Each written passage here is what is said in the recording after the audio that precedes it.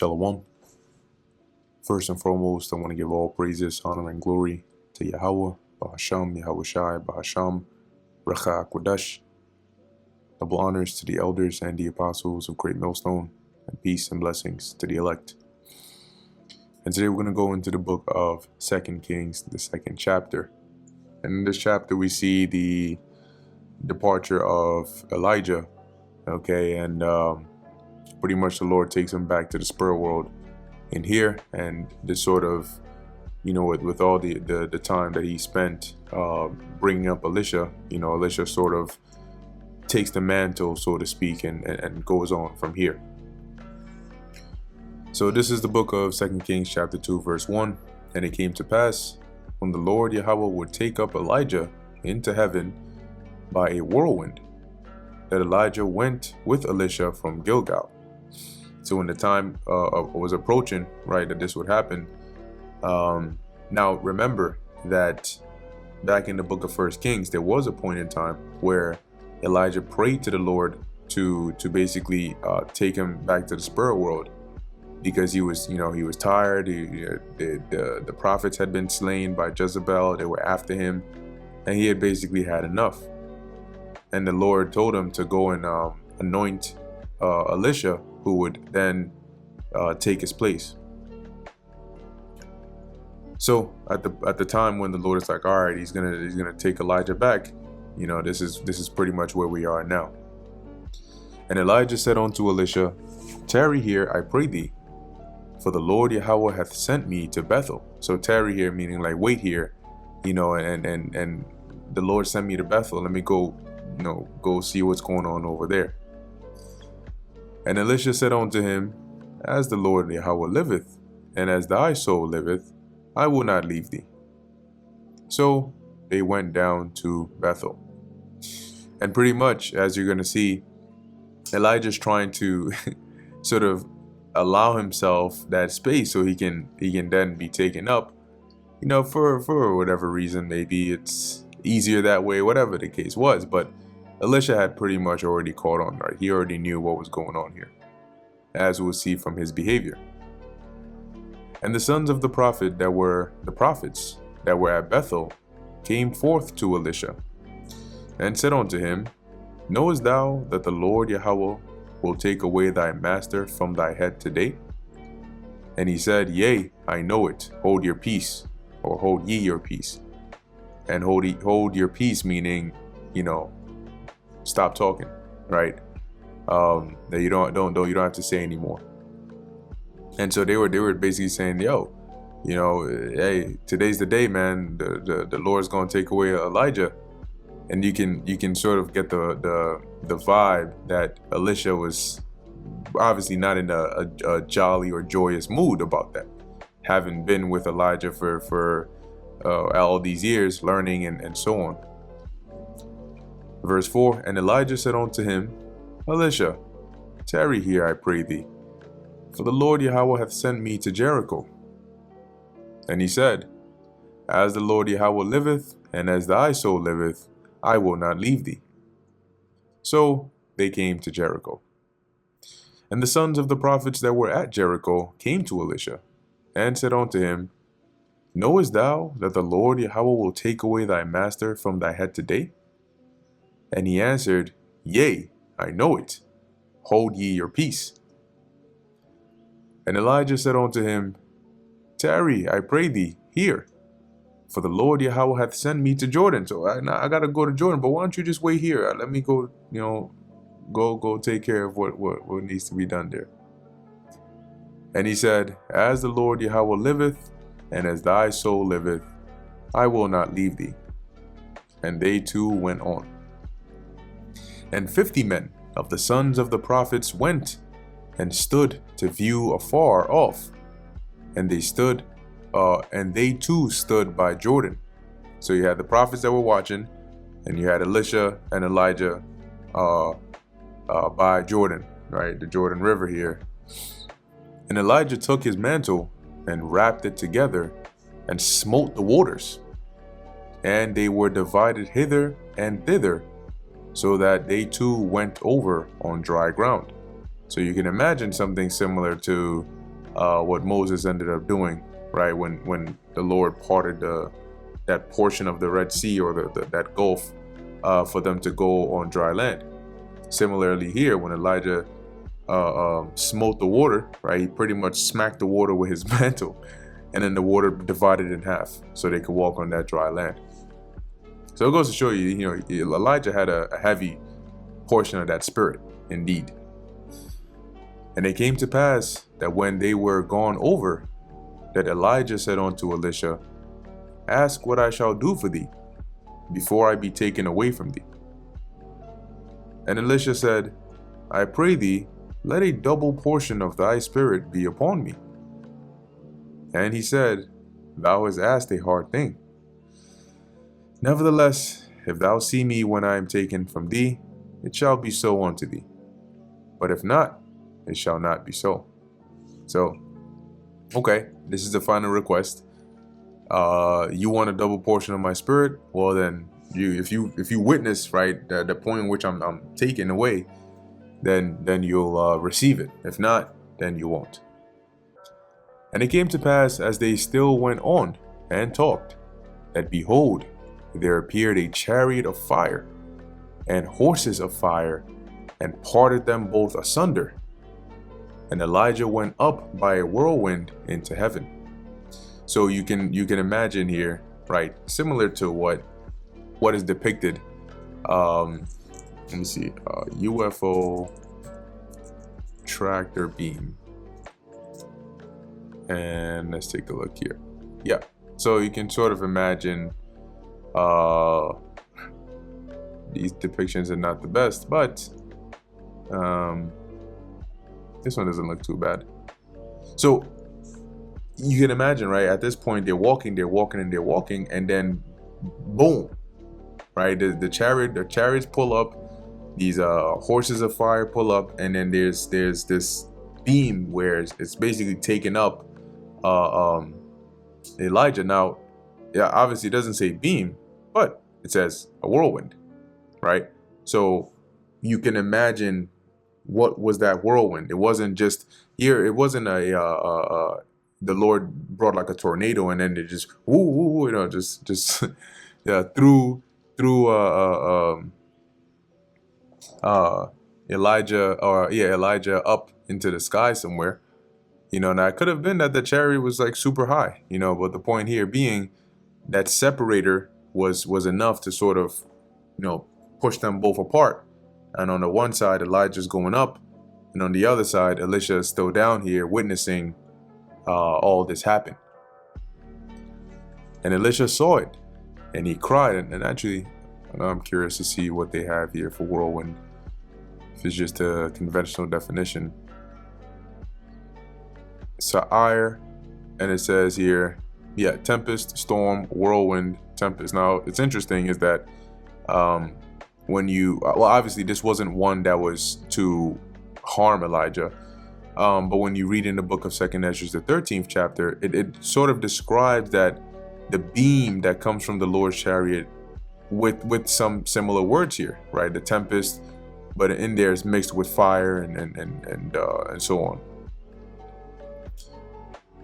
All right, continuing on. And Elisha saw it, and he cried, my father, which in the Hebrew is Abba, or Abaya. The chariot of Israel, and the horsemen thereof. And he saw him no more. And he took hold of his own clothes, and rent them in two pieces. He took up also the mantle of Elijah that fell from him, and went back and stood by the bank of Jordan. So this happened while they were in the midst of the Jordan River. Remember, Elijah had parted it in half, right? And so as they were walking on that dry land, the Lord basically had the chariot beam up Elijah, and Elisha, witnessing this, obviously being distressed, for lack of a better word, he rips his clothes, right? He rents his clothes, and then he picks up Elijah's mantle that fell from him. Verse 14, and he took the mantle of Elijah that fell from him, and smote the waters, and said, Where is the Lord Yahweh, God of Elijah? And when he had smitten the waters, they parted hither and thither, and Elisha went over. So when he went to the bank, as it says, like the edge, right, no longer in the center of it, using Elijah's mantle, because remember, he asked for that double portion. So to verify, he did the same thing Elijah did by hitting the water with the mantle, and then boom, it parted to the left and to the right. Now, can you actually imagine the kind of, what that would look like? Even back then, when they understood, the concept of the spirit world, and there were more spiritual people back then compared to now. But even back then, this was still something that's mesmerizing, as some would say. Verse 15. And when the sons of the prophets, which were to view at Jericho, saw him, they said, and when you look up here,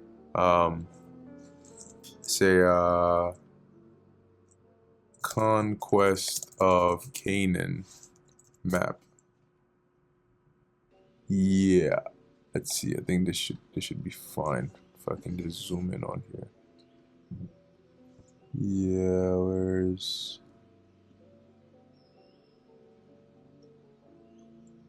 okay. So you can see here you have the Sea of Chinnereth, which later came to be known as the Sea of Galilee in the New Testament. And it flows down here as the Jordan River, right? All the way down into the Salt Sea or the Dead Sea.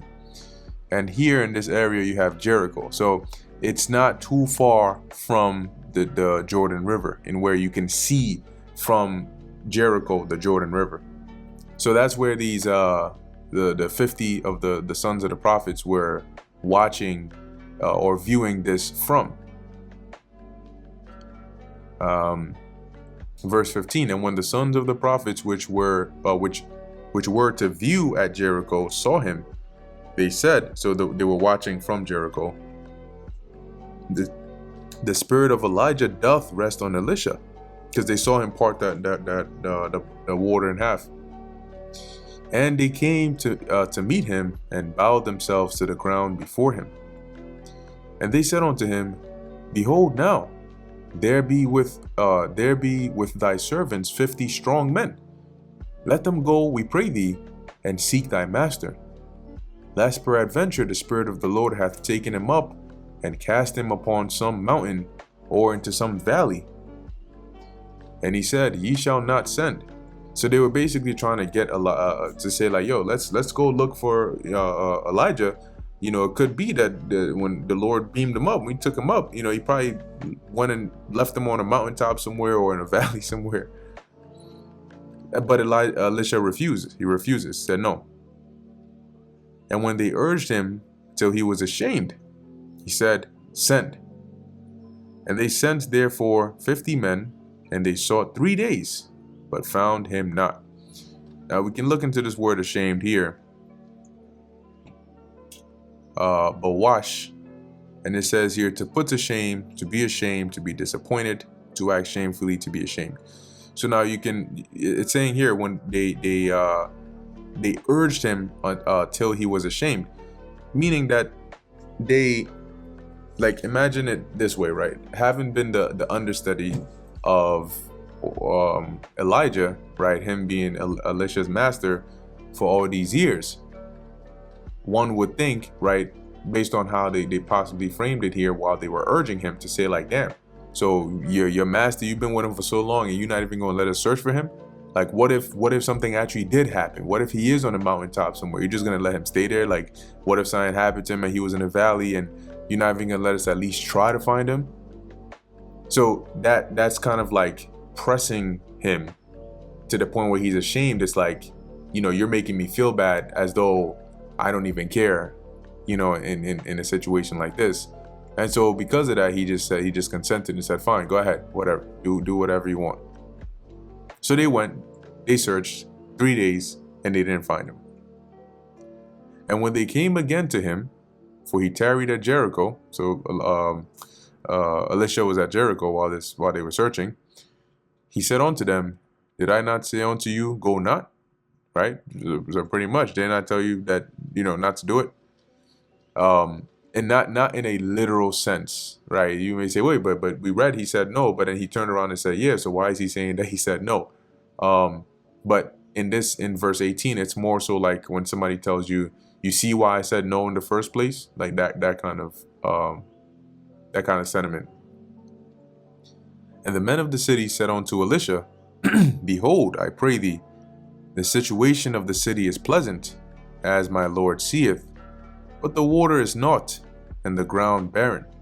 So you can, when you look at the city, it looks good, it looks fine, but there's pretty much no water, and the ground is dry, you ain't got no water, so you know how that goes, right? No crops, no water, no crops, no cattle, because they eat the crops, no cattle, no, then the cycle goes on and on. And he said, bring me a new cruse, and put salt therein. And they brought it to him. And the cruse is like you can imagine like a bottle or some container. Let's see what they have on here for it. What's that?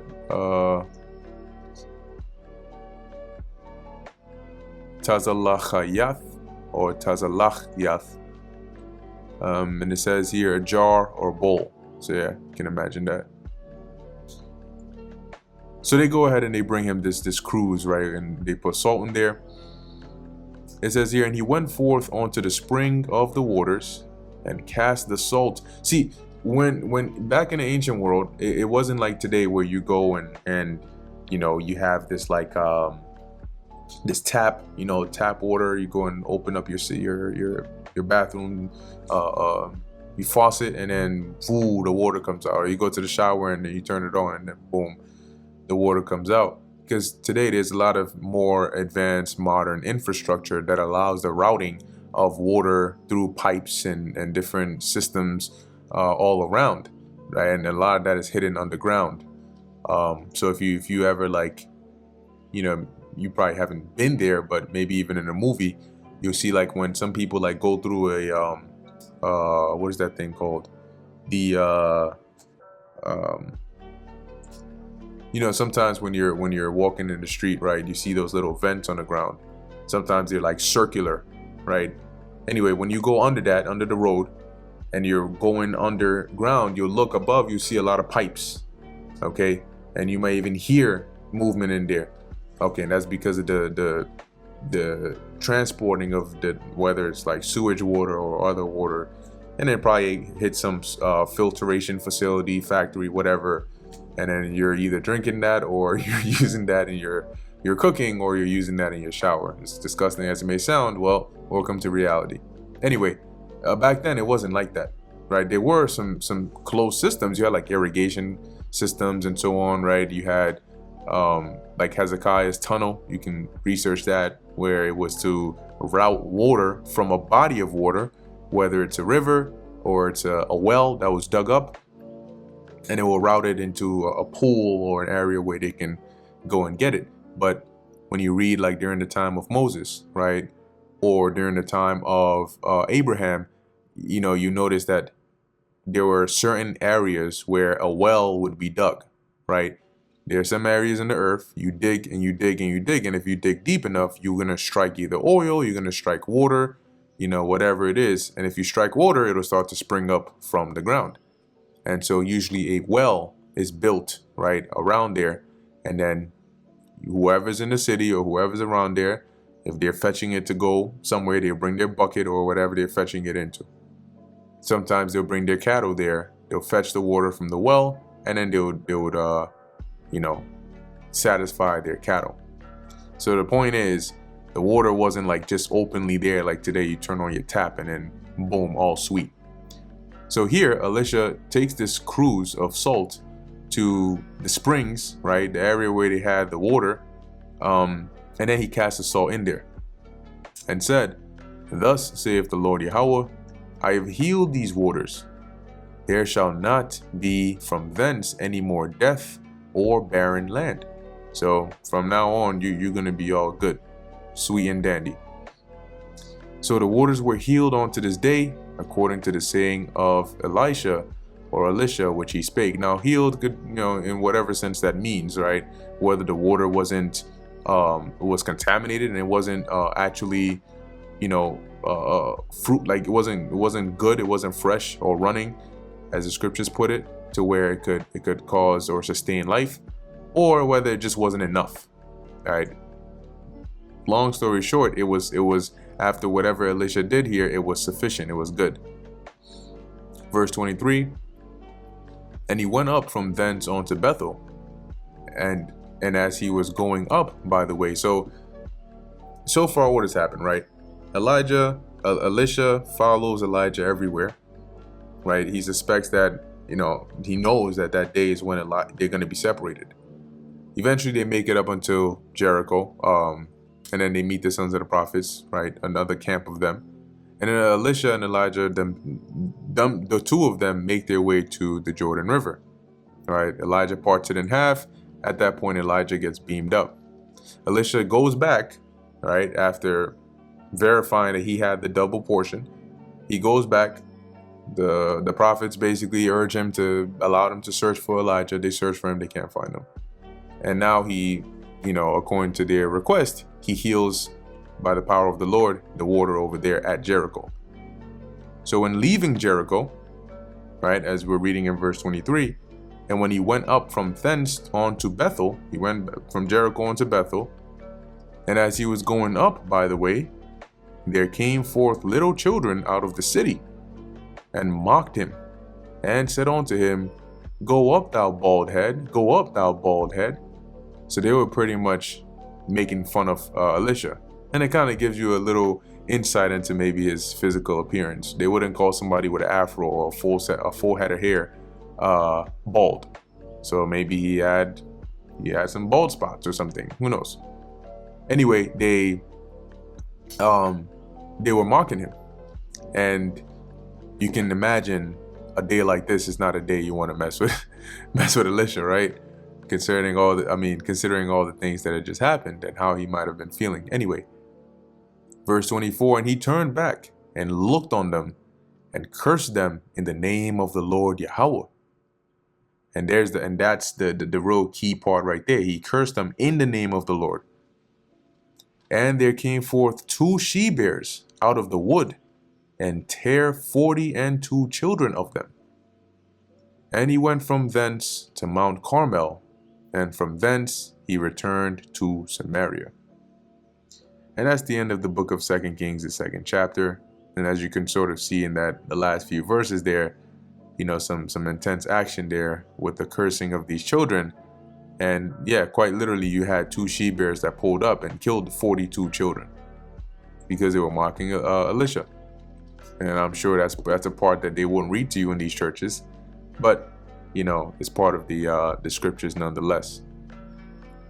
So anyway, with that, I'm going to end it here. Lord willing, that was edifying to the elect. In closing, I want to give all praises, honor, and glory to Yahweh, Bahasham, Yahweh Shai, Bahasham, Recha Kodash. And until next time, Shalom.